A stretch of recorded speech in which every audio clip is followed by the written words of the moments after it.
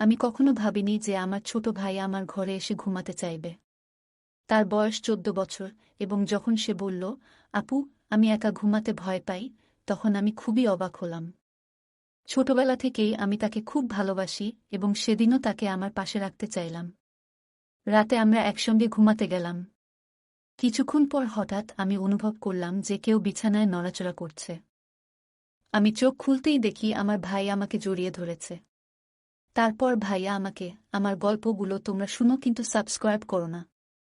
দয়া করে গল্পগুলো ভালো লাগলে ভিডিওটি লাইক, শেয়ার এবং চ্যানেলটি সাবস্ক্রাইব করো প্লিজ। আমি নুসরাত, আমি অনেক সুন্দর দেখতে। আমি একটু স্বাস্থ্যবান, যা আমাকে আরও আকর্ষণীয় করে তুলেছিল। এই জন্যই হয়তো আমার ছোট ভাই আমার দিকে নজর দিয়েছে। আমরা দুই ভাইবোন আমাদের বাড়িতে একসঙ্গে থাকি। তবে যত দিন যাচ্ছে আমি লক্ষ্য করছি ওর আচরণে কিছু পরিবর্তন আসছে। আমি ভেবেছিলাম এটা হয়তো বয়ঃসন্ধির কারণে হচ্ছে। ও মাঝে মাঝে আমার খুব কাছাকাছি থাকত, আর যখন আমি জিজ্ঞাসা করতাম সে হেসে বলত, এমনি। আপু, ধীরে ধীরে আমি বুঝতে পারলাম ওর আমার প্রতি আগ্রহ বাড়ছে। তার চোখের চাহনি ছিল আলাদা। সম্প্রতি আমি লক্ষ্য করছিলাম আমার ছোট ভাই আমার দিকে বেশ মনোযোগ দিয়ে তাকাতে শুরু করেছে। প্রথমে আমি ভেবেছিলাম হয়তো আমি কিছু বেশি ভাবছি, কিন্তু যখন সে বারবার আমার রুমে এসে নিঃশব্দে আমার দিকে তাকিয়ে থাকত, তখন কিছুটা অস্বস্তি অনুভব করতাম। এক রাতে আমি ঘুমানোর জন্য প্রস্তুত হচ্ছিলাম, সে আমার পাশে এসে শুয়ে পড়ল। তবে আমি ভাবছিলাম, আমি কি ওর মনের অবস্থা ঠিকভাবে বুঝতে পারছি, নাকি আমি যা ভাবছি তা ভুল। আমি কোনোভাবেই তাকে আঘাত করতে চাইনি, কিন্তু একই সাথে আমাকে আমার ব্যক্তিগত সীমানা বজায় রাখতে হতো। সবকিছু ঠিকঠাক মনে হচ্ছিল না। এক রাতে আমি পড়াশোনা করছিলাম, হঠাৎ সে এসে বলে উঠল, আপু, তুমি কি আমার উপর রাগ করেছ? আমি অবাক হয়ে তার দিকে তাকালাম। তার চোখে কিছুটা অস্থিরতা ছিল, যেন সে বুঝতে পারছে আমি কিছুটা অস্বস্তি বোধ করছি। আমি শান্তভাবে বললাম, না, রাগ করিনি। কিছুক্ষণ চুপ থাকার পর সে বলল, জানি না, কিন্তু যখন তোমার পাশে থাকি তখন আমার ভালো লাগে। তার কণ্ঠে কিছুটা দ্বিধা ছিল, যেন সে নিজেও পুরোপুরি বুঝতে পারছে না কি ঘটছে। তার এই রকম পরিবর্তন আমার কাছে ভয়ের চেয়েও কিছু বেশি ছিল। আমি চেষ্টা করছিলাম তাকে বোঝাতে, তুমি বড় হচ্ছ, তাই কিছু বিষয় বোঝা কঠিন হতে পারে। কিন্তু আমাদের ব্যক্তিগত জায়গা বজায় রাখা খুবই গুরুত্বপূর্ণ। এখন সময় এসেছে আলাদা ঘুমানোর অভ্যাস তৈরি করার। কিন্তু সমস্যা হল, সে শুধু রাতে নয়, দিনের বেলাতেও সবসময় আমার পাশে থাকতে চাইত।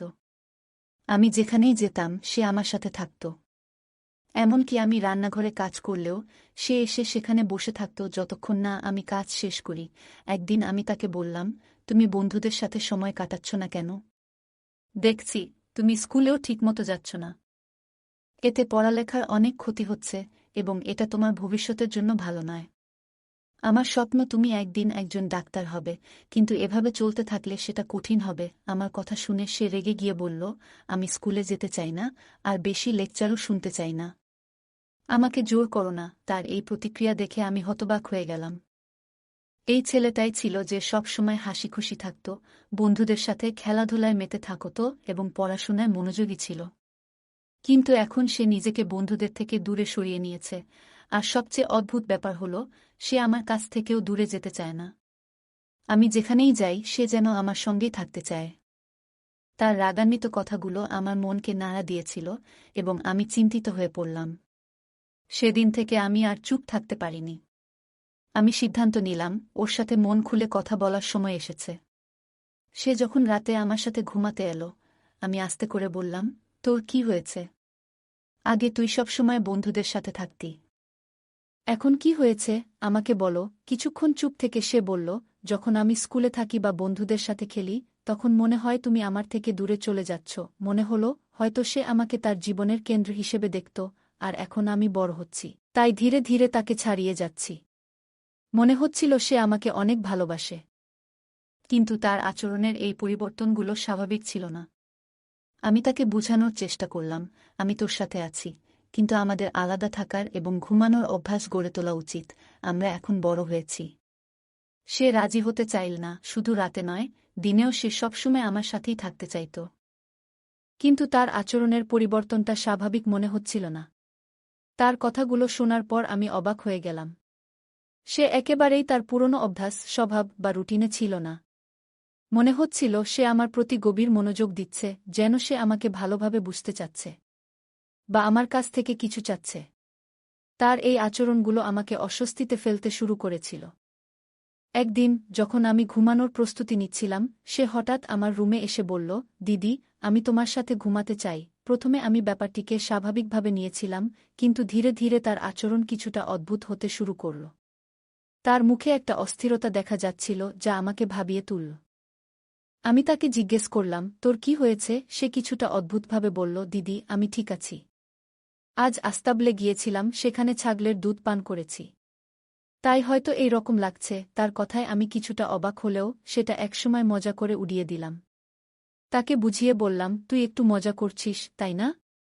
এই ঘটনাগুলো আমাকে ভাবিয়ে তুলেছিল এবং আমি বুঝতে পারছিলাম যে ওর সাথে আরও খোলামেলা কথা বলার প্রয়োজন আছে। একদিন ছোট ভাইকে জিজ্ঞেস করলাম, বাড়িতে গরুর দুধ থাকার পরেও তুই ছাগলের দুধ কেন খাচ্ছিস? সে মজা করে বলল, বন্ধুদের সাথে মজা করে খেয়েছি। এটা এত বড় ব্যাপার নয় আপু। সে কেমন বন্ধুদের সাথে মেশা শুরু করেছে যে এমন অস্বাভাবিক আচরণ করছে? এখন সে বড় হতে শুরু করেছে, তাই যখন আমি তাকে কোনো ব্যাপারে শাসন করতাম, সে আমার উপর রেগে যেত এবং কথা কাটাকাটি করত। এরপর একদিন মাঝরাতে আমার ঘুম ভেঙে গেল এবং দেখলাম ছোট ভাই আমার দিকে তাকিয়ে আছে। এটা দেখে আমি একটু অস্বস্তি বোধ করলাম। আমি জিজ্ঞেস করলাম, তুই তো বড় হয়ে গেছিস, এখন এসব কেন করছিস? সে রেগে বলল, তাহলে যদি বড় হয়ে যাই, তোমার সমস্যা হবে কেন? তার এই কথা শুনে আমি কিছুটা অবাক হলাম। পরে বললাম, ঠিক আছে, তুই আমার সাথে ঘুমাতে চাইলে কোনো সমস্যা নেই। সে চুপ হয়ে গেল। তারপর থেকে যখনই আমি ঘরের কাজ করতাম, তার দৃষ্টিতে একটা অস্বাভাবিকতা লক্ষ্য করতাম। মনে হতো সে আমাকে সবসময় অনুসরণ করছে। এমনকি রাতে যখন আমি ঘুমাতে যেতাম, সে আমার ঘরে এসে বসে থাকত না ঘুমিয়ে। আমি নিজেকে শান্ত করার চেষ্টা করছিলাম। জিজ্ঞেস করলাম, তুই কেন এখনো জেগে আছিস? সে উত্তর দিল, কিছু না, ঘুম আসছে না। তার কথার ভেতরে কিছু যেন লুকিয়েছিল যা আমার বোঝার বাইরে ছিল। পরিস্থিতি আমার জন্য অস্বস্তিকর হয়ে উঠছিল, কিন্তু একজন বোন হিসেবে আমি তাকে উপেক্ষা করতে পারিনি। যদিও ওর এই অদ্ভুত আচরণ আমাকে বিরক্ত করছিল, আমি বুঝতে পারছিলাম না কেন সে এভাবে আমার দিকে তাকিয়ে থাকত। আমি আরও চিন্তিত হয়ে পড়লাম যখন হঠাৎ ঘুম থেকে উঠে দেখি আমার ছোট ভাই একদম চুপচাপ বসে আছে আমার পাশে। আমি আতঙ্কিত হয়ে পড়লাম, যেন আমার শরীরে কোনো শক্তি নেই। বুকে চাপ অনুভব করতে লাগলাম, কিন্তু কোনো কারণ খুঁজে পাচ্ছিলাম না। কেন সে এভাবে তাকিয়েছিল? সে কি চাইছিল? আমার ঘুম কেড়ে নিয়েছিল এই চিন্তা। দিনের বেলাতেও আমি বিশ্রাম নিতে পারছিলাম না। তারপর একদিন একটা বাস্তবতা আমার সামনে এলো যা আমাকে ভীষণভাবে নাড়া দিয়েছিল। সেই সত্যটা আমাকে এতটাই বিপর্যস্ত করে তুলল যে মনে হলো আমার পৃথিবীটা ভেঙে যাচ্ছে। যে ঘটনাটি ঘটেছিল সেটা ছিল এতটাই অপ্রত্যাশিত যে আমি কখনো ভাবিনি এমন কিছু ঘটতে পারে। ঘটনাটি আমার মনকে এতটাই দুঃখে ভরিয়ে দিল যে আমার নিজের দিকে তাকানোর ইচ্ছা হারিয়ে ফেলেছিলাম। মনে হলো সবকিছু শেষ হয়ে গেছে। সেই রাতে আমি অসুস্থ থাকায় তাড়াতাড়ি ঘুমিয়ে পড়েছিলাম। হঠাৎ অনুভব করলাম কেউ আমার বিছানায় বসে আছে। চোখ খুলে দেখি আমার ভাই সেখানে বসে আছে। কিছু বুঝে ওঠার আগেই সে আমাকে শক্ত করে জড়িয়ে ধরল। আমাদের দুই ভাইবোনের জীবন শুরু থেকেই কঠিন ছিল। ছোটবেলায় আমাদের বাবা-মা খুব অল্প সময়ের মধ্যে আমাদের ছেড়ে চলে যান। আমি তখন মাত্র ১২ বছরের ছিলাম। আর আমার ভাই ছিল আরও ছোট। একদিন বাবা-মা এক আত্মীয়র বাড়িতে গিয়েছিলেন। ফেরার পথে তারা একটি দুর্ঘটনার শিকার হন এবং দুজনেই মারা যান। যখন আমি স্কুলে ছিলাম, প্রিন্সিপাল আমাকে এই খবরটি দিলেন। মনে হলো আমার পুরো পৃথিবী ভেঙে পড়েছে। বাবা-মা চলে যাওয়ার পর আমাদের জীবন সম্পূর্ণ পাল্টে গেল। এই দুর্ঘটনার প্রভাব আমার ভাইয়ের উপর অনেক গভীর ছিল। সে তখন থেকেই ভীষণ কষ্টে দিন কাটাচ্ছিল। তার কান্নার ভেতরেই আমি বুঝেছিলাম এত অল্প বয়সে সে কত বড় শোক বয়ে বেড়াচ্ছে। আমার ভাই তার বাবার সাথে ঘুমাতে অভ্যস্ত ছিল, কিন্তু তার মৃত্যুর পর সে ভীষণভাবে ভেঙে পড়ে। আমার চাচা তাকে একজন ডাক্তারের কাছে নিয়ে যান এবং ডাক্তার তাকে ঘুমের ওষুধ দেন। ওষুধের কারণে সে বেশিরভাগ সময় ঘুমিয়ে থাকত। আমাদের বাড়িতে দুটি অংশ ছিল, একটি আমাদের আর একটি ছিল চাচার। চাচার দুই ছেলে ছিল, কিন্তু কোনো মেয়ে ছিল না, তাই চাচা আমাকে খুব স্নেহ করতেন। চাচির মনেও সব সময় মনে হতো আমি যেন তার সন্তানদের অধিকার ছিনিয়ে নিচ্ছি। যদিও তার 2 ছেলেও আমাকে পছন্দ করত এবং আমাদের সম্পর্কের ব্যাপারে কখনোই কোনো আপত্তি করত না। তবুও চাচি আমাকে অপছন্দ করতে শুরু করেছিলেন। বিশেষ করে যখন তিনি মনে করতেন আমি তার প্রতি অন্যায় করছি। আমার মা একটি সমৃদ্ধ পরিবারের মেয়ে ছিলেন এবং চাচি তার কারণে সব সময় মানসিক চাপ অনুভব করতেন। আমার মা-বাবা সবসময় আমাদের পাশে থাকতেন। আমি যখনই তাদের বাড়িতে যেতাম, চাচি আমাকে অনুসরণ করতেন এবং বলতেন যে আমি আর ছোট নই। আমার নিজের এবং আমার ভাইয়ের যত্ন নেওয়া উচিত। তিনি সবসময় আমাকে মনে করিয়ে দিতেন যে বাড়ির দায়িত্ব এখন আমার কাঁধে। এসব কথা আমার মনকে ভারী করে তুলত, আর আমি তখনও বাবা-মায়ের মৃত্যুর শোক কাটিয়ে উঠতে পারছিলাম না। এই পরিস্থিতি আমাকে আরও দুর্বল করে তুলেছিল এবং আমার সমস্যাগুলো যেন আরও বেড়ে গিয়েছিল। আমি প্রতিদিন মা-বাবার কথা মনে করে কাঁদতাম। আমরা তাদের জীবনে কতটা সুখী ছিলাম, কিন্তু এখন মনে হচ্ছিল যেন আমাদের পৃথিবী উল্টে গেছে। এত কম বয়সে আমাকে জীবনের কঠিন বাস্তবতার মুখোমুখি হতে হয়েছিল। চাচাও আমাদের জন্য খুব চিন্তিত ছিলেন, কারণ তিনি আমাদের দুজনকেই খুব ভালোবাসতেন। কিন্তু চাচির কারণে তিনি আমাদের তেমন সময় দিতে পারতেন না। চাচার নীরবতা এবং চাচির করা আচরণ আমাকে আরও অসহায় করে তুলছিল। একদিন রান্নাঘরে কাজ করার সময় চাচি আমাকে বললেন, এখন নিজেকে সামলাতে শেখো, কেউ তোমার জন্য কিছু করবে না। আমি জানতাম তিনি হয়তো সঠিক বলছেন, কিন্তু আমার মধ্যে তখনও হতাশা আর শূন্যতা কাজ করছিল। আমার ভাইও স্কুলে যাওয়া বন্ধ করে দিয়েছিল, তার আগের সরলতা হারিয়ে যাচ্ছিল, যা আমাকে আরও চিন্তিত করত। সে প্রায়ই আমাকে প্রশ্ন করত, আপু, মা-বাবা কেন চলে গেল? প্রতিবারই এই প্রশ্নে আমি ভেঙে পড়তাম। আমি জানতাম না এর উত্তর কী। আমি নিজেই বুঝতে পারিনি কেন এত কম বয়সে আমাদের এইভাবে একা ফেলে দেওয়া হলো। পরে যখন চাচি জানতে পারলেন আমাদের পরিবারের অবস্থা সম্পর্কে, তখন তিনি আমাকে খুব বকাঝকা করলেন এবং বললেন, চাচা যদি আমার কথা না শোনেন, তাহলে কিছুই ঠিক হবে না। এরপর তিনি রাগ করে তার বাবার বাড়িতে চলে যান। চাচার জন্য সেটা খুব কঠিন সময় ছিল, কারণ তিনি তার স্ত্রীকে খুব ভালোবাসতেন। মায়ের চলে যাওয়া আমাদের দুজনেরই মন খারাপের কারণ হয়ে দাঁড়ায়। শেষ পর্যন্ত চাচার পরামর্শ অনুযায়ী আমরা পুরো বাড়ি ভাগাভাগি করে চাচাকে আরেকটা অংশ দিয়ে দিলাম। আমাদের ভাগের টাকা দিয়ে আমরা নতুন একটা বাড়ি কিনে সেখানে শিফট করলাম। তবে যাওয়ার আগে চাচা এমন কিছু করেছিলেন যা তিনিও জানতেন না, এবং সেটি সম্পূর্ণ করে তিনি অত্যন্ত খুশি হয়েছিলেন। চাচা মারা যাওয়ার পর তিনি আমাদের জন্য এলাকায় একটি বাড়ি কিনে দেন। আমাদের আঙ্কেল প্রায় প্রতিদিন আমাদের খোঁজ খবর নিতেন এবং সব ধরনের প্রয়োজন মেটানোর চেষ্টা করতেন। কিন্তু আন্টির মনোভাব ছিল ভিন্ন, এবং তার স্ত্রীও আমাকে বাড়িতে রাখতে চাননি। আমার ভাইকে আলাদা থাকতে হয়েছিল। আমি তখনই সিদ্ধান্ত নিই, ভাইয়ের দায়িত্ব আমি নিজেই নেব।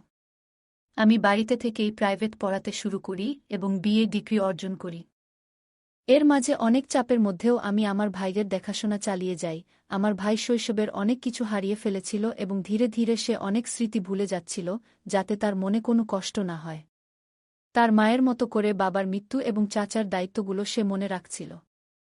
আমি তার মনে এই বিশ্বাস গেঁথে দিয়েছিলাম যে তার বাবা-মা তাকে ডাক্তার হতে দেখতে চায়। এর ফলে সে পড়াশোনার প্রতি খুবই মনোযোগী হয়ে ওঠে।